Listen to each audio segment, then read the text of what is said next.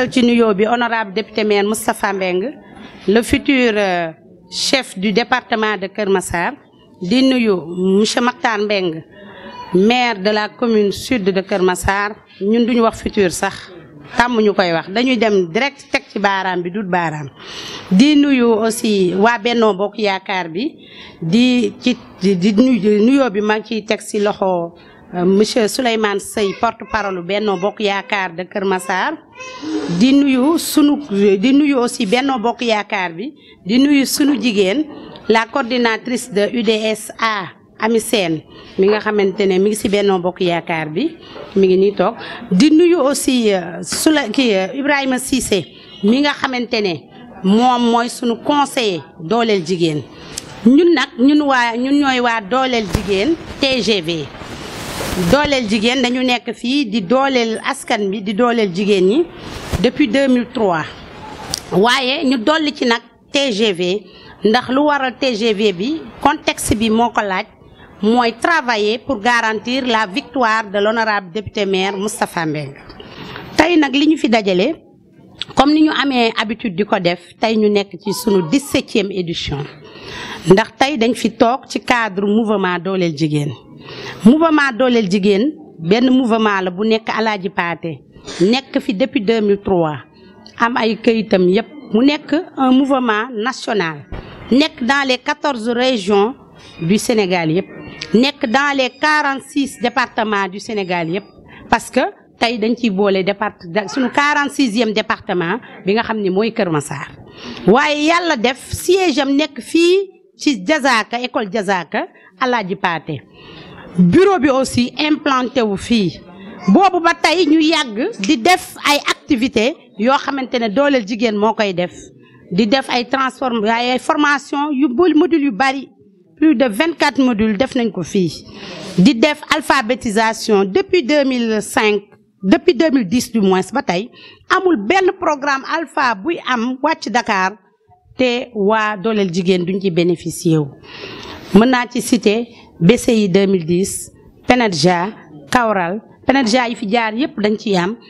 jaarale ci aussi passerelle bi ba tey jii ñun yàlla def ñu nekk coordinatrice de PEJA au niveau de Dakar PEJA mooy employabilité des jeunes te employabilité des jeunes boobu tey Dakar facilitatrice yi ñu jël yépp dooleel jigéen la ñu jóge parce que dañ leen daan former ñuy dem ba am ay formation bay dem di former tey PEJA Dakar classe yi ñu war a am yépp foofu tey fii la jóge muy dooleel jigéen tey man je suis la coordonnatrice de PEJA au niveau de Dakar di ci sargal aussi ci structure bi nga xam ni moom laa fa représenté nekk fi muy EDENAT di ci ziar sama coordonnateur aussi monsieur Sané ak monsieur Alioune Badara kon tey dooleel jigéen liggéey na lu bari à chaque fois que nag élection jot dañuy wàcc ci base bi parce que ñun ñoo fi ne depuis que honorable député maire Moustapha Mbeng nekk fi ak avant mu fi nekk bi ñu xoolee ni moom kat doy nañu pour yor dëkk bi parce que bëgg na dëkk bi te mi ngi liggéey dëkk bi fekk nekkagul woon dara ñu ñëw lëkkaloog moom di liggéey ñu dem ba yàlla def mu gagné élection yi mu fi jaar yépp depuis 2014 bi mu nekkee fii ba tey il a gagné toutes les élections lu ñu président laaj rek ñun jox nañ ko ñu dem nag ba tey jii ñu ñëwaat soxla tey département wu Keur Massar ñëwaat soxla commune wu Keur Massar Sud ci département wu Keur Massar tey jii honorable député maire Moustapha Mbeng moom moo koy jël moom moo ko yor te dina ko gagné parce que lu tax mooy moom moo xeex ba président jox ko département bi kon Keur Massar duñu nangu lu dul département bi nekk fii parce que fii mooy chef lieu de département te duñu liggéey ba pare nag di ko jox keneen moom lañ koy jox ci loxoom lañ koy teg te waa dooleel jigéen ñoo ko engagé ba taxawoon fii ne ko sa caution ñoo koy yor ci caution dynamique boobu rek la ñu ne tey commune sud bii ñu koy jox Matar Mbeng mi nga xam ne suñu conseiller la Matar Mbeng mi nga xamante ne depuis 2003 activité bu jot day ñëw ne leen lii laa am dolli leen si li ngeen am ñu dolli ko jox ko fekk na ni politigul woon sax kon su demee bay politique ñun ay candidat wu honorable député maire Moustapha Mbeng lañu ak Matar Mbeng duñu candidat keneen waaye ñun nag amul programme buy jàll te duñ ci bu nit yi deful programme yëngatuwuñu sax ñun dañuy yëngal parce que salle bi c'est une salle dédiée aux femmes de dooleel jigéen te salle bi bien équipée salle bi tey école bi da koo jox dooleel jigéen kon loolu lu yàgg la lu ñu prévoir la lu ñu planifier la tey nag contexte bi ñu fi dajale mooy dañoo nekk ci contexte tabaski comme niñ koy defee à chaque fois tabaski ku ne xam ne dëkk bi metti na ci contexte Covid bi ñu jóge ak inondation bi ñu jógee waaye nag ñu ciy ziar bu baax ci sant son excellence parce que ñëw na massawuñu ci inondation bi indil ñu projet de ba pare jox ñu ci sax département boo xamante ne ñu ngi ko doon laaj teeg seegul kon ñu koy sant ci loolu tey ñu ñëw fii nag ci tabaski bi di def dimbal jigéen parce que dooleel jigéen vocation première c'est le social on a été toujours solidaire et social unis la main dans la main ñun jigéen ñi loolu moo waral turam dooleel jigéen jigéen bu nekk fii day dooleel moroomam dooleel jigéen nag nekk structure bu organisée nekk au niveau national parce que nekk au niveau national moo tax mu dem ba dugg ci nekk ci présidente dugg ci plateforme des femmes de Zahra Iyane Thiam ànd jéego te Sénégal kenn naataableetul liggéeyu ànd jéego tey jii dooleel jigéen dem ba nga xamante ne ànd jéego lu muy def da koy sóoraale parce que ñun ñi ngi ci structure ànd jéego dooleel jigéen nekk ci 14 régions yépp waaye fii nag la ñu ëppee fii la ñu gën a yëngatu parce que fii Alaaji Paate lañ dëkk sunu siège fii la nekk suñuy këyit siège bi fii la nekk ci suñuy këyit nekk fi ci koom-koom ak liggéey ñuy liggéey jigéen ñi di def formation yu bare céréales def nañ ko fi transformation fruits et légumes micro jardinage savonnerie pommade de cheveux loolu yëpp jigéen ñi kenn ku ci nekk boo defee ay interview dina la def naa fii formation bi alphabétisation nag continuelle la dañ koy continuer ba mu jeex fii ñoom def nañ ba def TIC alphabétisation ci beneen déjà TIC bi di manipuler ordinateur am ñu ci amoon ordinateur di manipuler seeni machine waaye nag dañ ne léegi lu ñuy def na fees parce que léegi da ngay gis nga liggéey bay bëgg a dee ñi liggéeyul dara taxaw fële fesal seen ñetti soble ak seen ñetti ki fekk sax xamuñu leen ñun bañ fiy démarrer benn classe sañu démarrer ñuy dem ba am 5 étages ci ñaari école bañu ñoo fi njëkk a def école privée ñoo fi njëkk a def école ci dëkk bi kon dëkk bi ñun kenn duñu laajte xam nañ ñun structure bu fi nekk ci dëkk bi sunu loxo nga ci ñun dooleel jigéen muy case de santé bi di marché bi di lépp lu nekk ci Alaaji Paate koo ci laaj rek dina la dooleel jigéen participer ndax man maay coordinatrice bi maay joxe participation ba kon loolu duñu taxaw ba élection jot ñuy bàyyi suñuy kii ñun TGV lañu nous soutenons la candidature de l'honorable député maire Moustapha Mbeng et de Matar Mbeng ba pare ànd kook ñoom nag liggéey ko duñ leen bàyyi ñu dem bu ñu laajee caution ñoo koy cotiser joxe ko bu ñu laajee leneen ñoo koy joxe tey nag dañu ñëw ci contexte tabaski bi joxe social ñi nga xamante ne amuñu ci suñu biir ñu jox leen ñi am te matalul ñu mottali leen ñi nga xamante ne nag ñu ngi ci situation ñu jàppale leen di ci remercier présidente yëpp parce que boo xoolee fii présidium bi yëpp ay présidente dooleel jigéen lañu soo ñëwee suñu jawri na nga ne le présidente dooleel jigéen la Ndeye Mbaye présidente dooleel jigéen la moom mi ngi nekk Medina Kell nga ñëw Fat Silla mi ngi nekk Baye Niass présidente dooleel jigéen nga ñëw ci kenn duggul mi ngi nekk quartier Jokkul ñun rien que Alaaji Paate c'est 19 quartier nga ñëw Dieynaba moom mooy vice présidente dooleel jigéen moom mi ngi nekk quartier sant yàlla Ami Seen mii nag sunu conseillère la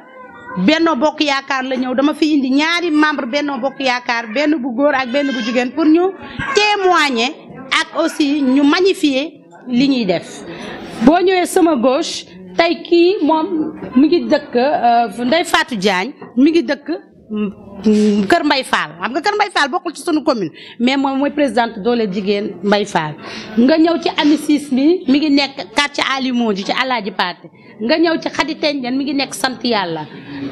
nga ñëw ci ñoom Mam Jaara ñi ngi nekk Kër Bakka kon présidente yi bari nañ fi am na ñuy bind liste yi yaa ñeleel ka mi nga xamante ne mi ngi nekk Daaru Salaam yaa Monique Mokango mi ngi nekk quartier Touba Nianing yaa Ami Mbay mi ngi nekk Gànna Aw ainsi de suite mënuñoo lim ñëpp waaye ñu ngi sant ñëpp di gërëm ñëpp parce que dañoo bëgg activité bi jeex ñu distribuer nit ñi symboliquement seen yëf ñu dem di mujjee nag ci benn affaire mooy Covid bi Covid baa ngi ci dëkk bi takk leen seen masque respecté leen mesures barrières moytu leen ndax dooleel jigéen dafa jiitu ci dooleel ko mu am santé de fer dooleel jigéen dafa jiitu ci aar sa njaboot ba du leen dal ndaxte bu fekkee wéroo doo tala uti dara te kon sa doole dana loof kon nañ leen taxaw ci mesure barrières yi ñu xam ni feebar baa ngi fi ñu moytu di sant ñëpp di leen wax ne rendez-vous tout juste après la tabaski bu ñu tabaskee ba mu def 3 jours 4e jour bi incha allah dinañ fi daje pour def formation mais dañ koy def par sous-groupe ndax contexte bee tax dañ koy def par groupe de 10 respecter mesures barrières yi le 1er août incha allah dooleel jigéen dina génn joxe ay attestation nañu ñaan yàlla rek Covid bi dem incha allah ñu ngi leen di sant di leen gërëm di remercier aussi la presse merci. waaw président di leen nuyu dañu bëggoon xam rek aide alimentaire yi ngay tey proposé say membres yi doole jigéen am na ko composé loolu ak lan ngay jox say membres ku nekk ñaar lan ngay am ak aussi fan la fonds yi naka ngeen def pour mobiliser pour les fonds pour dimbali seen yi. waa ñoo ngi lay fay bu baax ñun moom social bi nee naa la 17 ans ñu ngi koy def parce que ñun duñu gëm social ñun jigéen ñi. déjà maa ngi wax léegi sax fàtte formation yi kii financement yi def naa ni lu am importance la maa ngi aussi def benn motion di sant bu baax suñuy conseillers di ci jiital Ibrahima Cissé mi nga xam ne moo jëmmal suñuy conseillers Amadou Diobaté Amadou Charles Diop ñun dooleel jigéen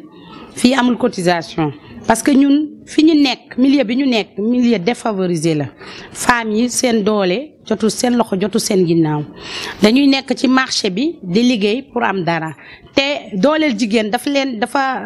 affilié ak ay banque yu nga xamante ne ñu ngi leen di lebal xaalis à un taux vraiment bu faible ba pare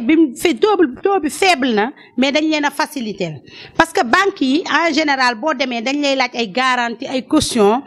ak dañuy fa sax ñu laaj la nantissement benn xaalis booy déposer benn pourcentage pour am leen mais dooleel jigéen man en tant que la coordinatrice man maa engagé wu de sorte que ñoom femmes yi 3000 francs la ñuy joxe ñu jox leen xaalis ñu dem liggéeyi chaque fin du mois entre le 8 et le 10 ñu daje fi ñu def leen sous forme de jàppoo ñu ciy remercier suñuy partenaire bu baax ñu leen ciy remercier sous forme de jàppoo de 10 personnes 10 personnes par groupe de 10 ñoom ñu choisir tànnante ci seen biir benn présidente bi ñu tànn moom day jël engagement ni mooy recouvrer xaalis bi moo koy indi moom moo koy kii léegi nag jigéen ñi bu ñu dajee dinañ leen ubbil compte gratuitement duñu fay ci convention bi la bokk dinañ leen ubbil compte dinañ leen toog enquête leen xam saytu seen projet li ñuy liggéey seen koom bu ñu leen saytoo jigéen bi wax li mu mën a bëgg a am ñu ne ko yow kat sa liggéey bi lii nga ci mën a am ñoom ñu échanger ba juboo moom ak banque bi ci benn kàddu banque bi mooy ñëw benn jigéen mosu fi déplacé wu dem banque bi mooy ñëw fii ci salle bii lañ leen jox fii ku ñu jox ay millions ci salle bii lañ la ko jox banque bi mooy ñëw bu ñëwee jox leen kenn ku ci nekk li nga soxla nga dem liggéey chaque fin du mois nga fay ko ci benn taux bu réduit à moyennant de 3000 te 3000 yi du lenn lu dul frais de dossier de la banque quelle que soit nag la somme ñuy fay jigéen ñi duñu cotiser léegi nag bu activité bu fête jotee ñun dooleel jigéen dañu am fonds bi ñu am fan lañ ko jëlee nee naa leen dama bokk ci plateforme des femmes autour du PSE su ma soxlaa tey lu jàmp ma woo leen ne leen soxla naa nangam ñu dimbale ma parce que foofu social la dañuy dimbale jigéen ñi ca laa bokk ñu ñëw tey ñun dañuy liggéeyal honorable député maire Moustapha Mbeng ñun namuñu dara lu ñu soxla dañ ko koy laaj ñu ñëwaat Makhtar Mbeng tey moom mu nekk suñu premier conseiller moom lu ñu soxla daf ñu koy jox ñu ñëw suñu conseil yi ma la wax parce que ay jigéen lañu mais dañoo am ay góor ci suñu ginnaaw Ibrahima Cissé daf ñuy jàppale Amadou Charles Diop daf ñuy jàppale ñun conférence bu am ndogu sax dañ koy def ñu toog ñu defaral ñu lépp ñu ne organiser wu la ngay am xel bu rafet rek ngeen àndandoo liggéey pour intérêt seen dëkk ñu ñëw Amadou Jobaate moom aussi da ciy jàpp man mii je suis directrice de l'école Diazaka te école Diazaka chaque année day def part sociale di ko delloo ci dëkk bi la muy jël di ko def ci responsabilité sociétale des entreprises da koy séddale ñaar lii mu jox dëkk bi lii mu jox dooleel jigéen parce que dëkk bi activité bu fi am boo xamante ne yëg nañ ko dañuy génnee defe naa ni bërki démb bi examen yi jotee école Alaaji Paate c'est la seule école élémentaire publique de Kër Alaaji Paate suñu siège nekk Kër Alaaji Paate école Diazaka bi nga xamante ne moo jox salle dédiée dooleel jigéen nekk la première école autorisée de Alaaji Paate et la seule école autorisée de Alaaji Paate tey jii di dem jardin ba terminal day jël ci xaalisam bi nga xamante ne la war a jox responsabilité sociétale des entreprises affecté benn part bi dooleel jigéen te depuis que sax dooleel jigéen dynamique bi gën a taxaw lañ daan jël di ko séddale ak population bi dañuy jël 25% de l'année jox population Alaaji Paate suivant les activités ak les besoins du quartier et du village jëlaat beneen 75% yi affecté waat ko dooleel jigéen parce que da nga ne da ngay dooleel jigéen ñi kon nañu gën a focaliser wu suñu focus dañ ko gën a concentré wu ci jigéen ñi loolu foofu rek la ñuy jëlee fond waaye gisaguñu benn autorité bu jóge ca kaw a kaw ku dul ñii ma la limal ñëw jàppale ñu. d'accord lan moo composé aide alimentaire bi ñu joxe tey li ko composé mooy soble la pomme de terre am na aussi ay enveloppe yu ñu prévoir pour ñi amul te dàquñu sax parce que ñu ngi ci doon xalaat jël xaalis bi nga nar a séddale nit ñi jënd ko nag séddale ko pour ñi amul xar mais loolu jusqu'à la veille c'est possible après on va continuer de voir les besoins aussi on va attendre aussi suñuy partenaire am na ñu joxeegul ñu ngi leen di xaar bu ñu ñëwee lu ci nekk rek mën na suba parce que ñun dañu am ay groupe on a 7 groupes yoo xam ne ñoo ko bokk parce que am nga groupe dafa am nombre limite moo tax 7 groupes la ñu am 7 groupes yooyu dañ ciy échanger lu dugg fii dañ koy dugal fee moo tax suñu coordination day gaaw ndax lii démb ci ngoon lañ ko prévoir merci. di koy remercier si invitation bi nga xam ni def na ko au niveau de Benno Bokk Yaakaar et tey nag xëy na da ngeen di wax tax dooleel jigéen waaye ñun tey ñu ñëwee tey ak dooleel góor waaw parce que yéen ñi rek moom lii yéen du yéen kese ko bëgg ñëpp ko bëgg et ñuy sant tamit rek ki nga xam ne tamit moo tax ñu ñëw fii muy l'honorable député maire Moustapha Mbeng ñu koy sant di koy remercier si confiance bi nga xam ne am na ko teg ko si loxo Matar Mbeng bi nga xam ni mu la postuler pour mu nekk fii au niveau de la commune de Kër Massar Sud pour mu fas yéene jël mairie bi ñu koy sant di koy gërëm di remercier tamit Ami Sène bi nga xam ne ñoo ànd ni ñëw fii ñun di représenter la Benno Bokk Yaakaar et di remercier tamit Lissa et tamit moom li mu def nii du ñu ne gulet ak fépp fu mu mus a nekk ak fu mu mus a dëkk dafa mus a bëgg affaire sociale ba tax na tey Kër Massar yaatu na bëri na ay quartiers 140 quartiers mi ngi fi. commune sud on a plus de quartiers yi fi nekk mënuñu ko mais yéen ñi nga xam ne yàlla nekk Alaaji Paate et lii ngeen am nii am na ñeneen ñu nga xam ne bëgg nañ ko mais amuñu ko et ma leen di conseiller rek na ngeen def benn autour de madame Meng ne Lissa et pour ngeen gën a mën a doxal au niveau de la commune te dégg naa léegi mu wax que national dina xam man nekkuma góor guy daw du ma laqatu ñëpp a ma xam. Je suis le porte-parole de Benno Bokk Yaakaar au niveau de la commune de Kër Massar ànd ak ki neex a àndal muy honorable député maire Moustapha Mbeng Matar Mbeng ànd ak honorable député maire Moustapha Mbeng Lissa Mbeng ànd ak honorable député maire Moustapha Mbeng donc yaakaar na du ñu bàyyi suñu ité yëpp pour daw si ñëw fii donc nag yéen ñu leen di sant di leen di gërëm di leen remercier bu baax a baax et lii nga xam ne yaa ngeen koy def te mën nañu wax mooy 7e édition bi yàlla nañ ko fekkee ay at yu bëri ba suñu ay sët di koy feete et Lissa ñu ngi sa ginnaaw tey ñu ngi sa ginnaaw ëllëg fépp foo joxañ ña nga fa foo taxaw ña nga fa gis nañu social bi nga xam ne yaa ngi koy def sa école bi am na ñu nga xam ne ñu ngi fi jàng te fañu yow nga jël leen en charge gis nañu social bi nga xam ne yaa ngi koy def fii si biir Alaaji Paate ñu leen di sant te lépp looy def nag da nga jël ni yaa ngi koy def si ngir honorable député maire Moustapha Mbeng te ñun ku ñu xam Ami Sène bii toog nekk coordinatrice UDTS kenn ñoru ko ku dul honorable député Matar Mbengue mii taxaw nag kenn ñoru ko kenn safu ko disul kenn Moustapha Mbengue rek la dis ba tax na ñoom lépp lu ñu woote ñun di fay ñëw taxaw lii sa kontaan nañ si baax waa Benno Bokk Yaakaar bi nga xam ne moom la président de la république taxaw wax si rajo yi ak télévision mu ne Benno lay liggéeyal ñun Benno ñu ngi ànd ak yéen fas yéene liggéey te ñu leen di ñaan rek mooy na nit ñi dem inscrit ji préparer dugg ku nekk na nekk honorable député maire Moustapha Mbengue pour Moustapha Mbengue gagner pour la première fois ville bu Kër Massar yàlla moo ko njëkk a def mu nekk honorable nekk maire nekk député kooku kenn mëntu ko dindi te li ñuy ñaan suñu borom mooy mu nekk tamit première personne bi nga xam ni moo nekk maire ville bu Kër Massar département bu Kër Massar tamit di ñaan Matar Mbengue bi nga xam ne tamit moom la maire wóolu teg ko mu nekk première maire bi nga xam ne mooy nekk si biir commune sud ñu leen di sant lii sa li ngay def ne yàlla na yàlla guddal fan bi les conseillers yi fi nekk les responsables képp ku nga xam ne yaa ngi dégg kàddu yi waxuma la nga ñuy xool wala yow miy taxaw si télévision bi ñuy déglu yàlla na yàlla guddal fan yi barkeel lépp ñu leen di gërëm allahumma salli ala sayyidina Muhammad wa sallam jërë ngeen jëf. député maire Moustapha Mbengue tout d'abord maa ngi leen di nuyu bu baax di leen sant di leen gërëm honorable député maire Moustapha Mbengue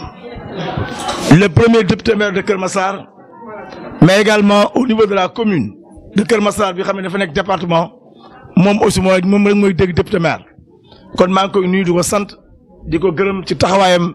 ci engagement am di servir les populations di nuyu la coordonnatrice du mouvement Dooleel Jigéen Lissa Sow dinaa ko sant gërëm ko ndax aussi li muy def lu baax la mooy jàppale askan mooy appuyer def social nuyu aussi tous les membres du bureau surtout les membres authentiques yi xam ne doon nañ ànd ak moom ba dara doonul dara mën naa ci wax ku mën na Dieynaba Ndiaye mën naa ci wax Ramatoulaye Diallo mën naa ci wax aussi Ndeye Dabo mën naa ci wax aussi ci ànd boobu yëpp mën naa tudd ku ñuy wax aussi ñoom Mairie Diatta toute l'équipe bi xam mi ngi nekk ci ginnaawam di ko jàppale booba fekk na wax dëgg yàlla doorte leen tolloon nuyu aussi ku mel ne Marlène Gueye bokk ci mouvement Dooleel Jigéen yàgg ci sonn aussi xëy na dafa xaw a tawat moo tax yu bëree bëri ñu gëj ko ci gis mais dañ ko sant gërëm ko nuyu les présidents actuels ñi ànd ak moom avec les tous les présidents yi ma seen ñu jóge ci yenn quartier bokk Alaaji Pathé et environnement bokk Kër Massar dem ba génn sax bokk sur le plan national ñu ngi leen nuyu leen sant ak waa Malika ñëpp nuyu nañ ñëpp sant nañ ñëpp. nuyu aussi les conseillers Dooleel Jigéen Ibrahima Cissé dinaa ko ci nuyu Amadou Diobaté Amadou Charles Diop ci seen taxawaay ak seen jàppale tey na ñoom des invités de marque ndax li gën a am solo mooy booy def dara ngay invité ay nit ñu ànd fekk tey sunu xarit sunu grand sunu lépp ku baax ku ànd ak maayoti ku bëgg lu baax muy Souleymane Seye le porte-parole de Benno Bokk Yaakaar tey mu ñëw fekke bii xam ne assemblée rafet bi ànd ak aussi Ami Sène nekk aussi xaritu Lissa Sow nekk aussi ki jiite parti UDSA bu Aji Mergane Kanouté bokk ci coalition Benno Bokk Yaakaar ñu nuyu ko sant ko di rafetlu rek li xam ne tey am na parce que àdduna danoo war a def social dem rek honorable député maire Moustapha Mbengue la mu génne ci tonne soble génne ko ci ay xaru tabaski kenn xamul nu mu toll ci bariwaay jox ko askan bi kooku nag boo bokkee ci moom nag wax dëgg yàlla boo defee lii du bett kenn ndax ci social lay dox ci social lay wax nekk le premier l'homme du département de Kër Massar xeex ko ba Kër Massar mën a am département loolu moo tax yéen waa Dooleel Jigéen yéen ñi xam ne Dooleel Jigéen moo leen tax a jóg fekk ngeen ko yàggal Dooleel Jigéen aussi ki dem ba tijji financement tudde ko sargal jigéen ñi kon Moustapha Mbengue honorable député sant leen ko gërëm leen ko ci taxawaayam Kër Massar di ko ñaanal département de Kër Massar bii xam ne mu ngi koy wut yàlla na ko yàlla jox ndax mérité na ko te war na ko yor te moo ko war a yor di sant aussi nii ngeen mobilisé wu ngeen bokk ndey bokk bàyyi man de wax dëgg yàlla conseiller la ci mouvement Dooleel Jigéen waaye li ma gis mooy ñëwagul fii te Ibrahima Seye dama jël témoin di àtte kenn wala di jubale ay nit kon wax dëgg yàlla sur le plan disciplinaire yéen a ngi def un travail bu solennel am ngeen fulla am ngeen fayda tàccu leen seen bopp am ngeen fulla am ngeen fayda waaw xam nga dama ne am ngeen fulla am ngeen fayda li ngeen di jël yéen koy delloo normalement te la ngeen jël dugal ngeen ko foo xam aussi amal na leen njariñ loolu mooy financement jël ngeen 125 millions dugal ko ci seen biir bopp kenn amu ci bor actuellement sur le taux de remboursement c'est 0 dette kon félicitations au mouvement Dooley Jigéen loolu nag li ñu jëm nag ndax mouvement Dooley Jigéen man bu ma koy définir damay wax c'est un mouvement social de développement mais et politique social wax naa ko léegi mooy leen fi dajale mooy soble bi xam ne chaque année ngeen def ko développement bi wax naa ko ci wàllu financement politique nag dinaa ci wax ndax yéen honorable député maire Moussa Mbengue ngeen àndal yéenay TGV train à grande vitesse te yéen da ngeen la jël engagement sax joxe caution honorable député maire Moussa Mbengue te bu ñu ñëwee ci élection yi kon yéen dañ leen sant gërëm leen ma bëgg na ngeen gën a taxaw taxawaay bi ma bëgg mooy ca quartier ya bu leen kenn këf bu leen kenn fëkk ca njaboot ga bu leen kenn këf bu leen kenn fëkk ndax njaboot ga dana war a voté xale bu am fukki at ak juróom-ñett ci 23 janvier 2022 am na droit voté kon xool leen kayitu juddu xale yi xool leen xale yi bu leen kenn këf bu leen kenn dugal ci lu leen war dugal yéen da ngeen a tànn ay jàmbaar da ngeen tànn jàmbaaru jàmbaar yi kon bu leen kenn dugal ci ay détails ma bëgg ngeen gën a vigilant ngeen gën a bokk day gën a bokk bàyyi lii leen boole muy social ñëpp xam nañ àdduna dara lalu ko lu social si la lépp dox social mooy teranga social mooy bëggante social mooy solidarité en quelque sorte kon lii ñu def tey di ko def ci tabaski yàlla nañu yàlla jàppale ba ñu def tabaski yi bëree bëri kenn bañ a manqué li ngeen fi jël aussi yàlla na gën a yokk tey ko am benn mbuus ëllëg yàlla nga am ay saaku yàlla mën na ko yàlla def ñu sant leen gërëm leen di rafetlu nag vraiment teewaay bi la benn bokk à travers Souleymane Seye ñu ngi ciy kontaan trop parce que moom fu mu teew ami seen teew benn bokk yaakaar teew na man fu ma teew honorable député maire Moussa Mbengue teew na kon tey mën naa ni commune bi ñoo ñëw ànd ak yéen ci li xam ne moom la digle moom honorable nee na képp koo xam ne am na dara na ko bokk ak mbokkam na ko bokk ak dëkkandoom parce que bu lekkee ku ne génn nga la nga am nga bokkandoo ak say dëkkandoo yaakaar naa ne dëkk bi dana mën a avancer parce que ku ne am nga li xëy na loo xam ni yaa ngi koy denc dafa war a xew wi ndax la ngay denc sa ki dana yow soxla na ko koo dem ba mën a rey ñaari xar jëlal benn xar nga jox ko sa dëkkandoo solidarité mooy tax àdduna avancer loolu nag honorable mi ngi ci woo ñëpp di leen sant di leen gërëm di leen wax nag na leen gën a yokk góorgóorlu ngeen gën a taxaw candidat yi bari nañu waaye dafa am ay candidat très centre am ay faux candidat am candidat yoo xam ne duñ dara di taxawaale du seen nit ne coow yéenay jël seen responsabilité fii benn candidat moo fi am mooy honorable député maire Moussa Mbengue pour le département de Keur Massar Matar Mbengue pour la commune de Keur Massar Sud kon loolu bu leen ci kenn nax na ngeen jël seen responsabilité am nañ ñu leen mën a jàppale dinañ leen taxaw nañ leen dimbali dinañ leen gërëm sant leen di gërëm nag di tudd la présidente des femmes de la commune sud ndax nañ dañoo organiser wu madame Diama Mbaye dëkk Aynou Madi mooy présidente de la commune de Keur Massar Sud Keur Massar Sud gi yëpp moom moo ko jiite kon bu ñu toogee di wax jigéen ñi laaj na ñu tudd ko gërëm ko ndax bu jotee gërëm de tudd bi jàllale na ko ci jigéenu commune bi yëpp ndax moom nag moo jiite toutes les femmes de la commune sud commune sud nag na war na xam fu mu commencé fu mu jeexee commune sud quartier yi ci bokk Sotrac moo ci bokk mais Sotrac ndeyjoor bi Sotrac ndeyjoor bokk la Sotrac càmmoñ bi ñooñu ñoo bokk commune Keur Massar Sud boo ñëwee ci Alaaji Paté quartier Alaaji Paté si la bokk sauf le quartier xaar yàlla ba nekk fële booy dem ca Firdawsi quartier boobu bokkul commune Keur Massar Sud nga continuer nga dugg ci Parcelles Assainies yii am nañ ci ay quartier unité 1 unité 2 unité 3 unité 4 unité 5 unité 6 après ñu tëb na dem unité 26 ñooñu ñoo bokk Keur Massar Sud nga dugg ca côté bale Aynou Madi Keur Massar Sud la bokk nga dem Médina Kell dem cité municipale La Linguère dem Camille Basse dem Pénitence dem U4 ñooñu ñooy commune Keur Massar Sud ñooñu ngeen ràññee xam ne foofu ngeen bokk inscription yi nag bu jotee ko amul woon carte na nga ñëw fii nga wax lan moo xew ko amul kayit ñu wutal la kayit ku war a dem inscrire ñu jàppale ba nga mën a inscrire na ngeen am fula am fay ndax ne bu ñu bëggee gagné élection yi nan raw ci inscription yi bu ñu rawee ci inscription yi incha allah ñun ñooy gagné élection yi kon ñoo ngi leen di sant di baalu àq ñëpp di leen ñaan ngeen baal nu yàlla na ko def ati bari bari di leen wax déwén jërëjëf